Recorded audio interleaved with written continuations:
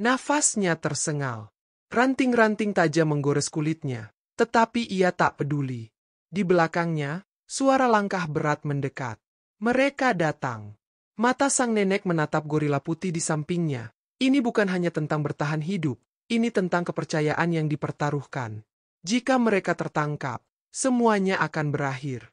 Akankah mereka berhasil melarikan diri? Siapa yang mengejar mereka?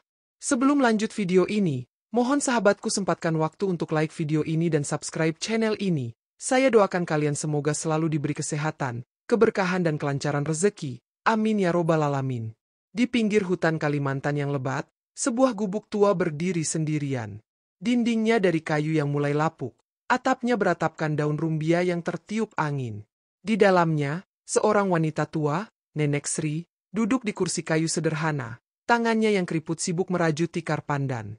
Meski usianya telah mencapai 70 tahun, matanya masih tajam, penuh keteguhan hidup.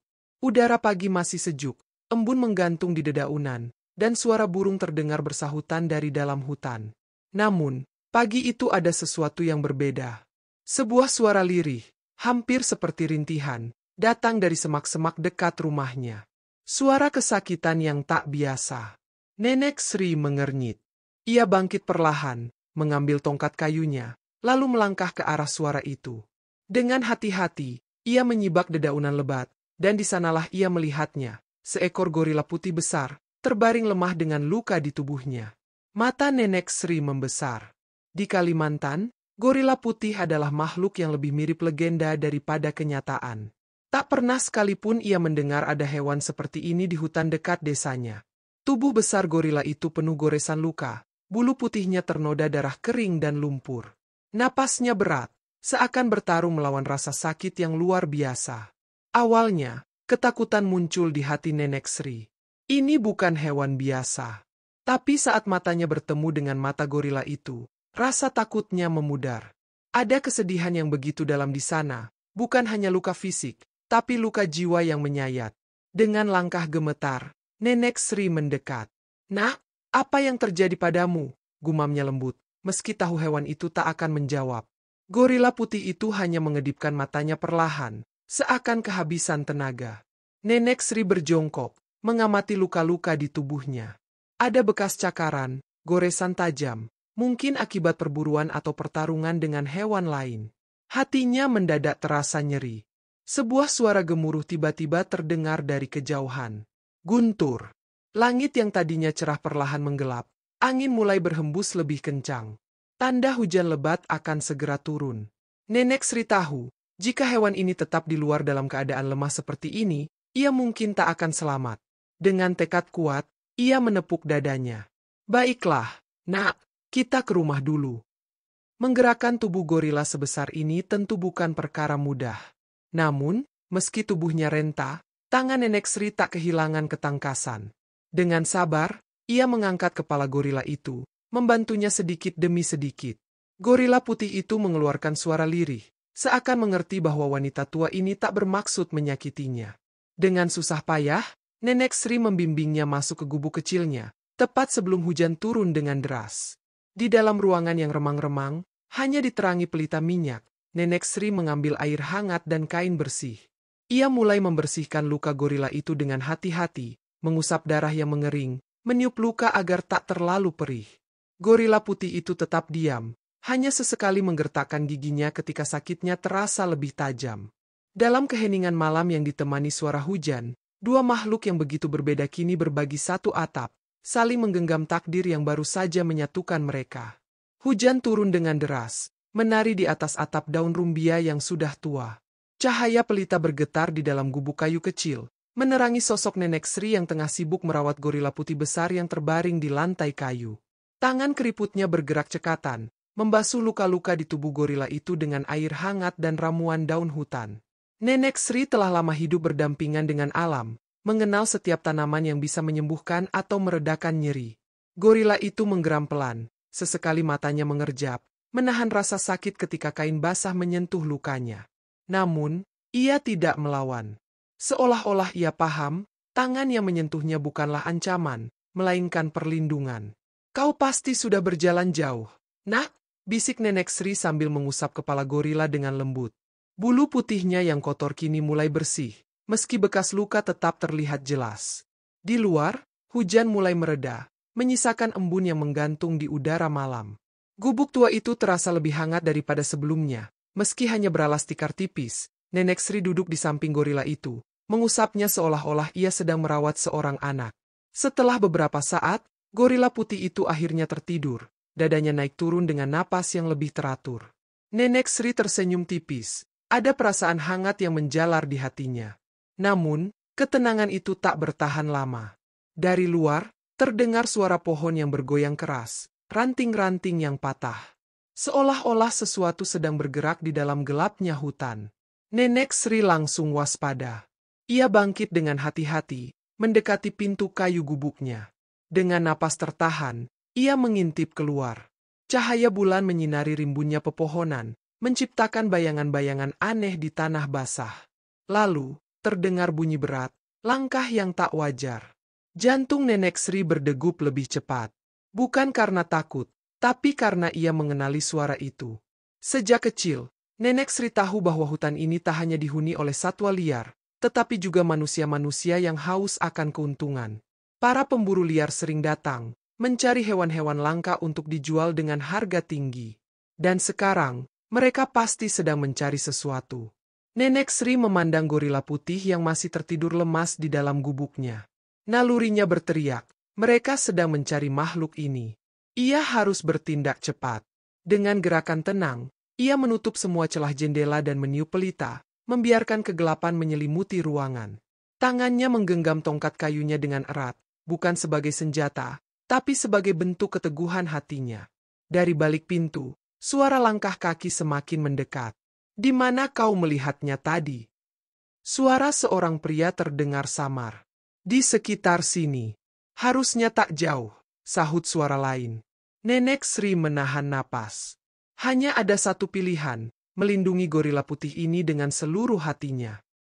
Malam masih pekat ketika Nenek Sri menyadari betapa besar bahaya yang mengintai. Suara langkah-langkah berat semakin mendekat, bercampur dengan desiran dedaunan yang basah akibat hujan. Dalam kegelapan, ia dapat mendengar bisikan samar para pemburu yang tengah mencari sesuatu, atau seseorang. Dengan cepat, ia menyelimuti tubuh besar gorila putih dengan kain sarungnya yang usang, mencoba menyamarkan keberadaannya. Meskipun napas hewan itu masih berat dan sesekali mengeluarkan erangan pelan, ia tetap diam di tempatnya, seolah memahami bahwa keselamatannya sedang dipertaruhkan. Tiba-tiba, terdengar ketukan keras di pintu gubuk. "Nek, kami tahu kau ada di dalam. Kau melihat sesuatu malam ini." Suara itu dalam, tegas, tetapi menyimpan nada paksaan. Nenek Sri menahan napas, jantungnya berdegup lebih kencang. Ia tahu, berbohong kepada pemburu bisa berbahaya, tetapi mengkhianati hewan malang ini bukanlah pilihan. Perlahan, ia membuka pintu sedikit, cukup untuk menampakkan wajahnya yang penuh keriput, dengan mata tajam yang tak menunjukkan ketakutan. "Apa yang kalian cari?" tanyanya. Suaranya terdengar bergetar tetapi tetap tenang. Salah satu pria mengangkat lampu minyaknya, menerangi wajah Nenek Sri. "Kami mengejar seekor gorila. Besar. Bulunya putih."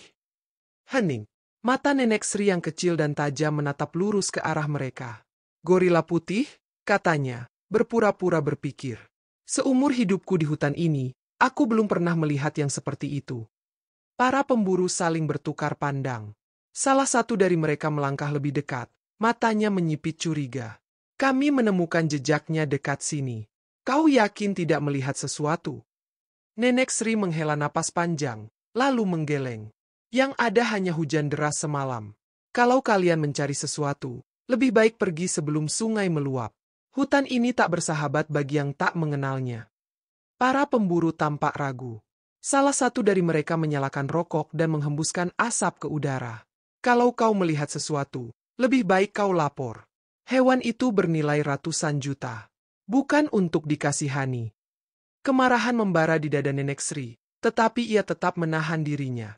"Aku ini sudah tua, Nak," katanya dengan suara lelah. "Aku tak butuh uang. Yang kubutuhkan hanya hidup tenang di tempat ini." Para pemburu itu akhirnya mundur perlahan, tetapi masih menyisakan tatapan curiga. Setelah beberapa saat, mereka pun pergi, kembali masuk ke dalam gelapnya hutan. Nenek Sri menutup pintu dengan cepat dan mengunci palangnya. Ia merasakan dadanya berdegup kencang. Bahaya belum sepenuhnya pergi. Di dalam gubuk, gorila putih itu mulai bergerak. Matanya yang besar dan bersinar kini menatap Nenek Sri dengan sorot yang dalam. Ada sesuatu di balik tatapan itu, sebuah cerita yang belum terungkap. Perlahan, Nenek Sri mendekatinya, mengelus kepalanya dengan lembut. "Siapa dirimu, Nak? Dari mana kau berasal?"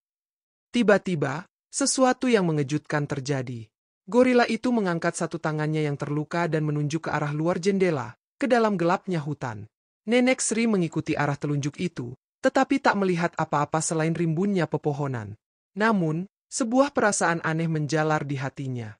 Seolah gorila ini sedang mencoba memberitahunya sesuatu. "Apa kau ingin kembali?" bisik Nenek Sri. Gorila putih itu menatapnya lekat-lekat, lalu mengangguk perlahan. Saat itu juga, Nenek Sri menyadari satu hal, ia tak bisa menyembunyikan makhluk ini selamanya. Jika gorila putih ini memiliki tempatnya sendiri di dalam hutan, maka ia harus kembali ke sana. Namun, sebelum itu terjadi, mereka harus memastikan satu hal, para pemburu tidak boleh menemukannya lebih dulu. Fajar baru saja menyingsing ketika Nenek Sri menyiapkan ramuan tradisional untuk gorila putih. Air dalam periuk kecil mendidih pelan di atas tungku kayu, mengeluarkan aroma rempah yang menenangkan. Ia menumbuk dedaunan obat dengan penuh kehati-hatian, sesekali melirik ke arah makhluk besar yang masih berbaring lemah di sudut gubuk. Luka di bahu gorila itu terlihat membaik, tetapi matanya tetap menyiratkan kesakitan yang lebih dalam, bukan hanya dari fisiknya, tetapi juga sesuatu yang tersembunyi di balik ingatannya. "Minumlah ini, Nak," bisik Nenek Sri, mendekatkan batok kelapa berisi air herbal ke bibir sang gorila. Ia meminum sedikit, lalu menatap Nenek Sri dengan mata yang dalam. Ada sesuatu yang ingin ia sampaikan. Saat Nenek Sri hendak mengelus kepalanya, tiba-tiba gorila putih itu menyentuh tangan Nenek Sri dengan lembut, dan sebuah kilasan masa lalu melintas di benaknya. Seorang anak kecil, menangis di tengah hutan. Tangannya kecil dan kotor, memegang erat bulu seekor gorila hitam besar. Tangisan itu bukan tangisan manusia biasa. Itu adalah suara seorang anak yang telah kehilangan segalanya. Nenek Sri tersentak, terengah-engah. Kilasan itu hilang begitu cepat, tetapi meninggalkan perasaan aneh di hatinya. Ia menatap gorila putih itu dengan perasaan campur aduk. "Siapa kau sebenarnya?" bisiknya. Suaranya hampir tak terdengar. Gorila itu menundukkan kepala, seolah menyesali sesuatu yang telah lama terjadi.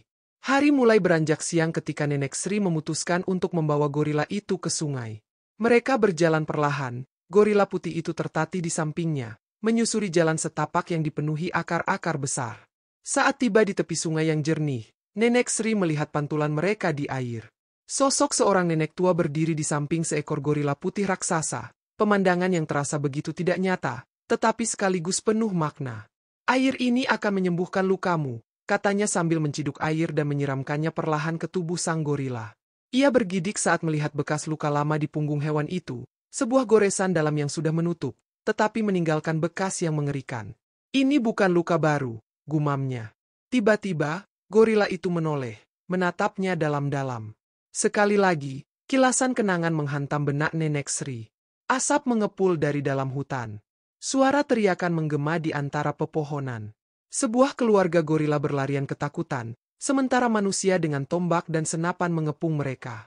Seekor gorila besar bertarung melawan pemburu, melindungi seekor anak kecil. Anak itu menangis histeris. Nenek Sri tersentak, tangannya gemetar di atas bulu gorila putih. Apa yang kau lihat dulu?" bisiknya. Gorila itu menghela napas berat, lalu menundukkan kepala, seolah tak sanggup mengingat lebih banyak. Saat mereka masih di tepi sungai, suara langkah kaki terdengar di kejauhan. Nenek Sri segera menuntun gorila itu untuk bersembunyi di balik semak-semak. Tak lama kemudian, beberapa orang muncul dari balik pepohonan. Mereka adalah pemburu yang tadi malam mendatangi gubuk Nenek Sri. "Kami melihat jejaknya," ujar salah satu dari mereka, matanya tajam menelusuri tanah. "Hewan itu pasti ada di sekitar sini." Nenek Sri menahan napas. Tangannya mencengkeram erat bulu gorila putih yang bersembunyi di belakangnya. Jika mereka menemukan gorila ini sekarang, semuanya akan berakhir. Namun, tiba-tiba, angin bertiup lebih kencang, menggerakkan dedaunan lebat di sekitar sungai, menciptakan suara-suara alami yang menutupi keberadaan mereka. Para pemburu saling berpandangan. "Kita cari di sisi lain," ujar salah satunya. Saat mereka akhirnya pergi, Nenek Sri menoleh ke arah gorila putih yang masih menunduk. Kita harus pergi lebih jauh ke dalam hutan, katanya pelan. Kau tidak bisa tetap di sini. Dan untuk pertama kalinya, gorila putih itu mengangguk, seolah memahami bahwa kini, tak ada jalan lain selain menghadapi masa lalu dan menemukan tempat yang benar-benar aman. Malam meraya perlahan saat Nenek Sri dan gorila putih bergerak semakin jauh ke dalam hutan. Langit yang semula cerah kini tertutup kabut tipis, menciptakan bayangan-bayangan samar di antara pepohonan raksasa Kalimantan. Mereka sudah berjalan berjam-jam, menyusuri jalan setapak yang jarang dilalui manusia. Gorila putih itu berjalan perlahan, sesekali berhenti untuk mengendus udara, seakan mencari sesuatu yang hilang sejak lama. Nenek Sri merasakan kelelahan menjalar di kakinya, tetapi ia tidak mengeluh. Ia tahu, mereka harus terus berjalan sebelum para pemburu kembali. Di kejauhan, suara burung hantu terdengar sayup, disusul oleh suara ranting patah di balik semak-semak. Nenek Sri berhenti, tubuhnya menegang. Siapa di sana? Bisiknya. Suara seraknya nyaris terserap oleh keheningan malam. Tak ada jawaban, hanya desir angin yang semakin kencang. Namun, gorila putih itu tiba-tiba mengeluarkan geraman pelan. Dan saat itulah, sesuatu bergerak dari balik semak-semak. Seorang pria tua muncul, matanya tajam menatap Nenek Sri dan gorila di sampingnya. Pria itu mengenakan pakaian sederhana, dengan kain sarung lusuh yang membungkus tubuhnya. Wajahnya keras dan dipenuhi keriput, tetapi sorot matanya penuh kehati-hatian. Kau, suaranya rendah dan berat. Kau membawa makhluk yang mereka cari. Nenek Sri tidak langsung menjawab. Tangannya tetap di bulu gorila putih, memberikan isyarat bahwa ia tidak akan menyerahkannya. Aku tahu siapa kau, lanjut pria itu, melangkah mendekat. Dan aku tahu siapa dia. Gorila putih menggeram lebih keras, tetapi pria tua itu tidak gentar.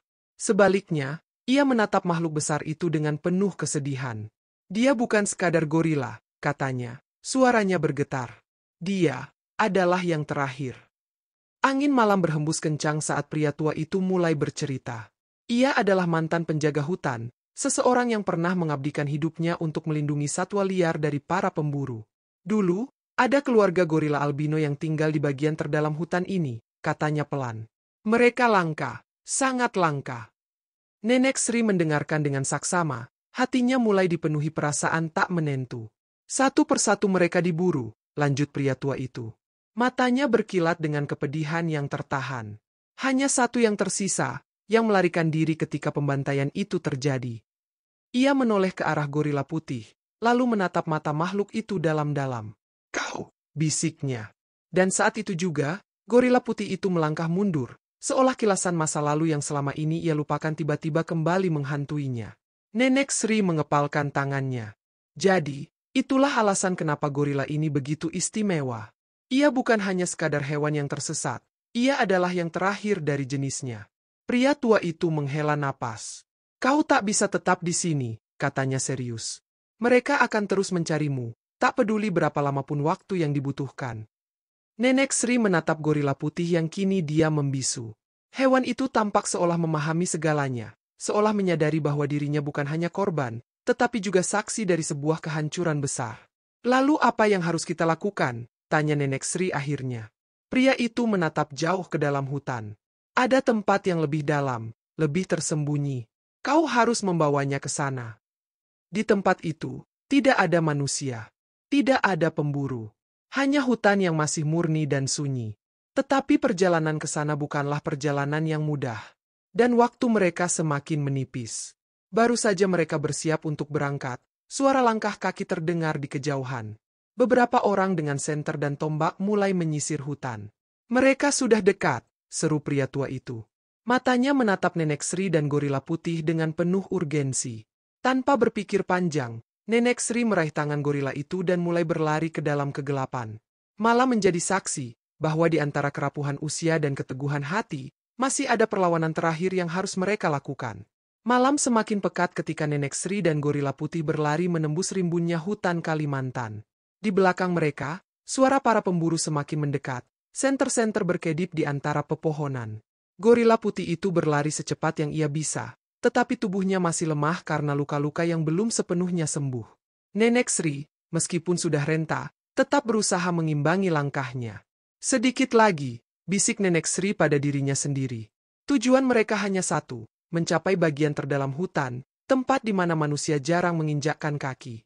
Tapi perjalanan itu tidak mudah. Di depan mereka, sungai besar menghalangi jalan.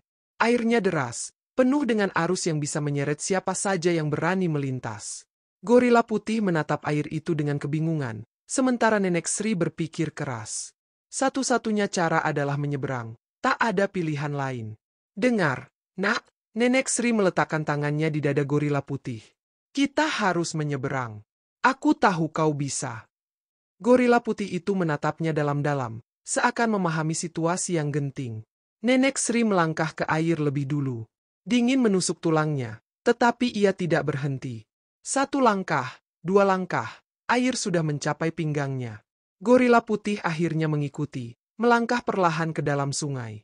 Tetapi tiba-tiba, suara letusan terdengar.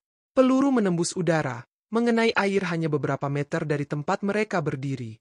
Para pemburu telah tiba. Cepat, seru Nenek Sri. Ia meraih tangan gorila itu dan menariknya ke tengah arus. Gelombang menghantam tubuh mereka, tetapi gorila putih itu terus berenang, membawa Nenek Sri di punggungnya. Dengan sekuat tenaga, mereka akhirnya berhasil mencapai tepian di sisi lain. Namun, Nenek Sri jatuh berlutut, napasnya terengah-engah. Tubuhnya terlalu tua untuk menanggung beban seberat ini. Gorila putih mendekat, menyentuh pipi Nenek Sri dengan lembut. Mata besarnya penuh kekhawatiran.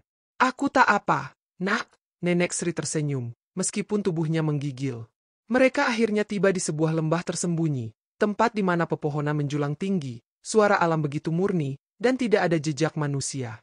Gorila putih itu mengangkat kepalanya, menghirup udara. Matanya berbinar, seakan tahu bahwa inilah rumahnya yang sesungguhnya. Tetapi, sesuatu dalam diri Nenek Sri terasa berat. Ia tahu, ini adalah akhir dari perjalanan mereka bersama. Kau harus tinggal di sini, nak. Suaranya bergetar. Gorila putih menatapnya, lalu menyentuh tangan Nenek Sri dengan lembut. Seolah bertanya, bagaimana denganmu? Aku sudah terlalu tua untuk hidup di tempat seperti ini. Nenek Sri tertawa kecil, menahan air matanya. Jauh di belakang, suara para pemburu semakin samar. Mereka telah kehilangan jejak.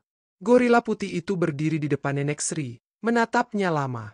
Matanya yang besar menyiratkan pemahaman yang dalam. Kemudian, perlahan, ia meraih daun besar yang basah oleh embun dan mengusapkannya ke pipi Nenek Sri. Itu adalah isyarat perpisahan. Tangan Nenek Sri gemetar saat membelai kepala sahabatnya untuk terakhir kali. Pergilah, bisiknya. Hiduplah. Untuk semua yang telah pergi. Untuk semua yang akan datang. Dengan enggan, gorila putih itu melangkah mundur. Ia berbalik, lalu berjalan masuk ke dalam rimbunnya hutan, perlahan menghilang di balik pepohonan tinggi. Nenek Sri menatapnya hingga sosok besar itu tak terlihat lagi. Dan saat itu juga, air matanya jatuh. Bukan karena kesedihan, tetapi karena ia tahu, ia telah menyelamatkan sesuatu yang lebih besar dari dirinya sendiri. Langit mulai terang ketika Nenek Sri berjalan kembali ke desa, sendirian. Langkahnya berat, tetapi hatinya ringan. Ia telah melakukan yang seharusnya. Terima kasih sudah menonton video ini. Wassalamualaikum warahmatullahi wabarakatuh.